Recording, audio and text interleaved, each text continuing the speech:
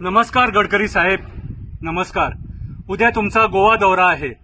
एका फ्लायओव्हरचं उद्घाटन करण्यासाठी तुम्ही गोव्यामध्ये येत आहे. मी एका अशा जागेवर आहे ज्या प्रोजेक्टसाठी तुम्ही कोटी कोटी दिले होते. गडकरी साहेब, नको आम्हाला तुमचं हे डेव्हलपमेंट, नको आम्हाला हे डेव्हलपमेंट. आमची रानं काबार केली गडकरी साहेब, आमची शेतं काबार केली. सगळं समाप्त झालंय गडकरी साहेब. काही उरलं नाहीये आता. आमचे डोंगर कट करून ही परिस्थिती आणली आहे या लोकांनी. तुम्ही कोटी कोटी दिले खरे, तुमचे विचार चांगले होते, मला तुमच्याबद्दल आदर आहे.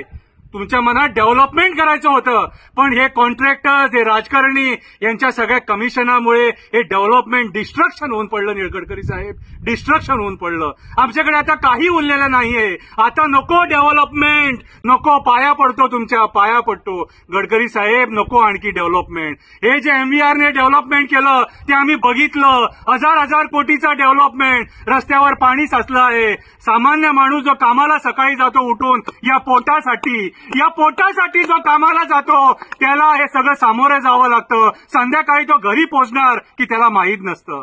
गडकरी साहेब, हे तुमचं डेव्हलपमेंट आम्हा मिडल क्लास लोकांना महाग पडलं आहे, सारखं महाग. हे मी तुम्हाला आता कशाला हे सगळं हे करून दाखवतोय, कारण उद्या जेव्हा मी तुम्हाला भेटायला येणार तेव्हा हे आमचे पोलीस, हे राजकारणी मला तुम्हाला भेटायला देणारच नाही. कारण मी सत्य तुम्हाला सांगणार, सत्य बोलणार, सत्य गोव्याची परिस्थिती सांगणार.